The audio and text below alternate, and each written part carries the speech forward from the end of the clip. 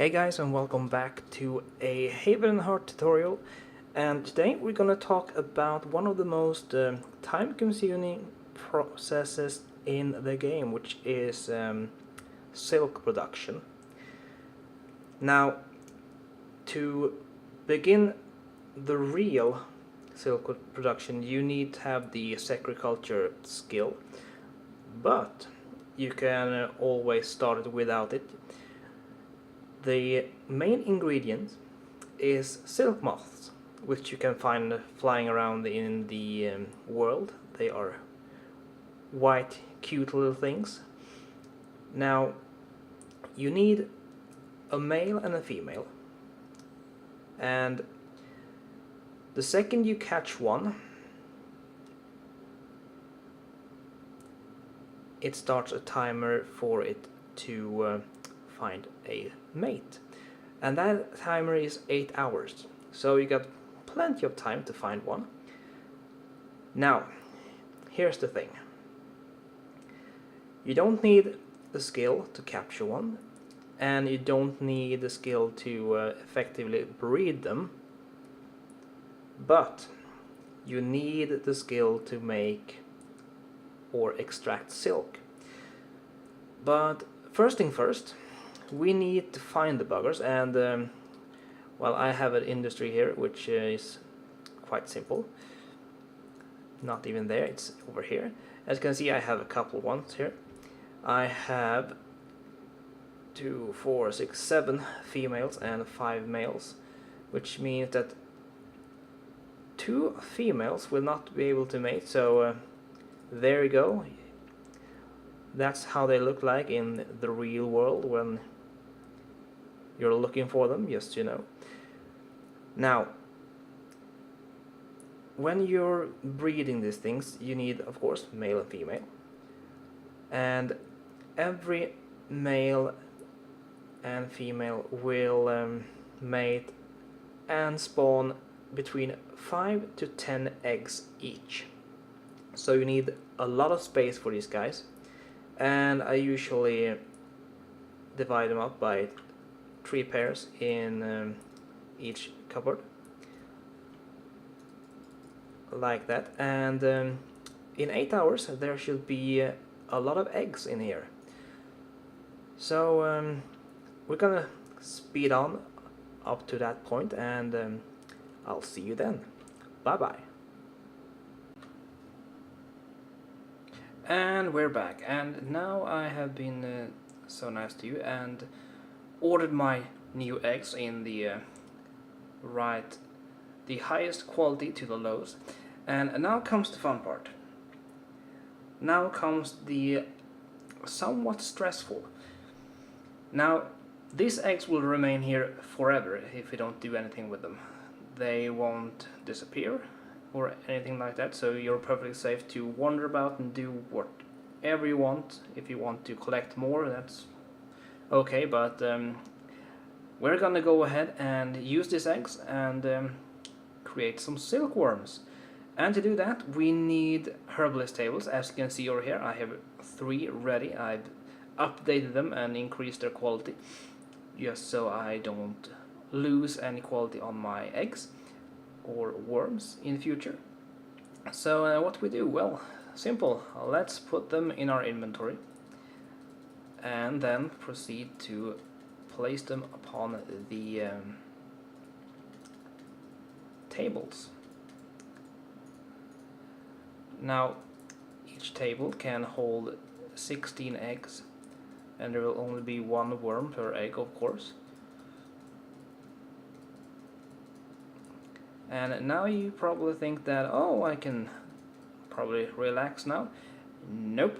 Now you gotta fill up your cupboards or chests or wherever you're gonna store the worms with leaves from the mulberry trees. And I will use the cupboards right here. As you can see, they are all empty, should be, except these 2 ones. Now I will fill up the other 3 with leaves, and until then I would recommend for every cupboard you place 12 worms and every worm needs 4 leaves. So yeah, as you can see here, this has 8 by 6 in leaves, which will mean that I can safely place 12 worms in here and they will not starve. But unfortunately, we have a little bit more worms than just 12. So yeah, I will have to fill up these guys. And now these fellows here will stay on the table for about 8 hours and then they will hatch. When they hatch, you have 4 hours to place them in a cupboard, and if they don't find food within the first 4 hours, that's no problem. But if they fail to find any food within the second 4 hours, they will die and disappear. So it's critical that you actually have food ready for them when they hatch. So 8 hours from now on we'll be back and we will start feeding these buggers. So I'll see you then. And we're back, and our egg has now hatched. And as you can see, these are our silkworms. And you may notice a 0 over in the top left corner of the picture, and that is the amount of time it has eaten. And this is just a couple of minutes after they actually hatched, so they still haven't eaten for another 4 hours. So let's get them ready for dinner. Not that we're gonna eat them, but they are gonna have a feast. And I prepared the cupboards, as you can see here. So 12 worms per cupboard should be more than enough for us.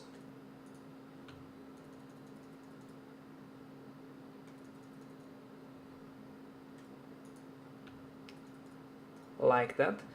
Now, these guys will eat every 4 hours, and they will eat up to a total amount of 4 times. So that is at least 16 hours that you have to wait until these guys wrap themselves in a cocoon. Now, if you miss the first 4 hours, that is a total of 20 hours. So this is why it's time consuming. But now we have to wait 16 hours until these guys are ready for some proper, well, work. We can't really do much now. We can just sit and wait and hope that everything goes well.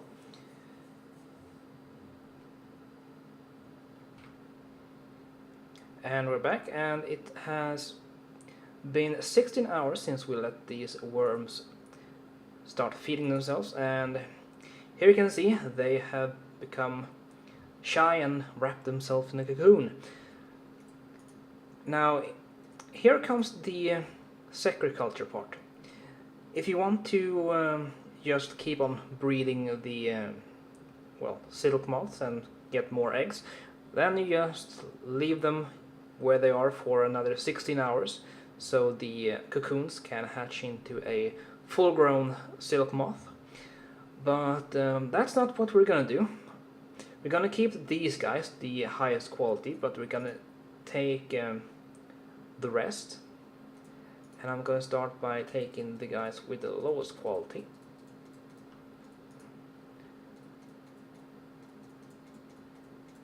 Like that.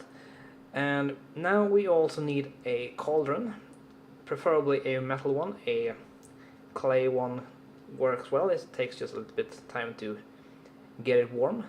And the quality of the cauldron, or the water inside, or the fuel doesn't matter with the outcome of the silk production. And for this I'm just going to use one branch because that's about everything we need. Now, sericulture. What you need: craft, cloth making, materials, and unravel silk cocoon. Now, one cocoon will yield one silk filament, but you will want to increase your belief, and that is your nature versus industry. If you have full industry, you will gain no filament at all, and if you have neutral, you gain one. If you have full nature on the other end, you will gain two. So that's quite an addition. Now, it's as simple as lighting the cauldron and start crafting. And now our inventory should be filling up with filaments right there. As you can see, one cocoon yielded 2 filaments. Now there's also a chance we may get a curiosity, which is the death's head chrysalids.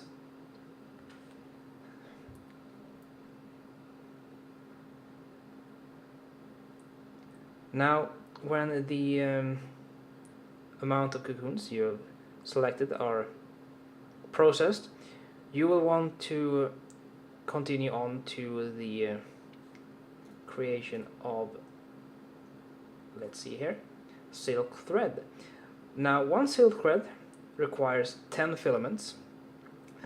One silk cloth requires 10 silk threads. So, in short, you need to unravel 50 cocoons if you are on full nature, or 100 if you're just neutral. But we're going to skip forward until the creation of threads comes along, so I'll be right there. And now for the thread making. We go back to materials and silk thread, and now you need a spinning wheel. And by this time you should know how to make one if you come as far as making a silk farm. But it's simple as just right click on it and start crafting. Now of course we need 10 silk threads for, or silk filaments for one thread, so hopefully we will get a few more. I doubt we will be able to make one silk cloth though, if I don't have any laying around. Let's see, can make at least one more.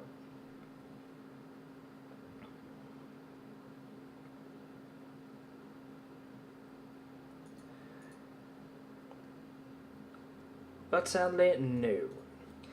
But at least now you know how to make silk threads. Making the silk cloth is just taking 10 silk threads and walking up to a loom, selecting the silk cloth and start crafting. Unfortunately, we don't have enough threads, so just gonna place it here. And that, my friend, is how to create silk. Now, your guys back in the cocoons, you should be aware that after 16 hours they will hatch and become silk moths once again. And then it's time to pair them up with the highest quality matches.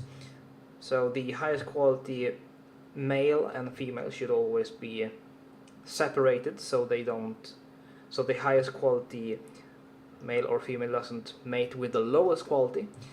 You will always want to increase quality. Now, the things that can change the quality of an egg is, of course, 2 high quality male and females will always increase quality to +5 maximum of their own quality level, and the only thing that can decrease the levels is the herbalist table, and later the leaves that they eat. So you'll always try to increase quality as you go. But it is possible to still increase the level of the or the quality of the eggs, even if you have a low quality tree. So it's always a chance, albeit a very low one. But anyway, I hope you find this tutorial helpful, and if it does, I would like a like, comment, and please share these videos with everyone else you know who plays the game or who is interested in the game. But anyway, thanks for watching, and I'll see you in the next tutorial. Bye bye.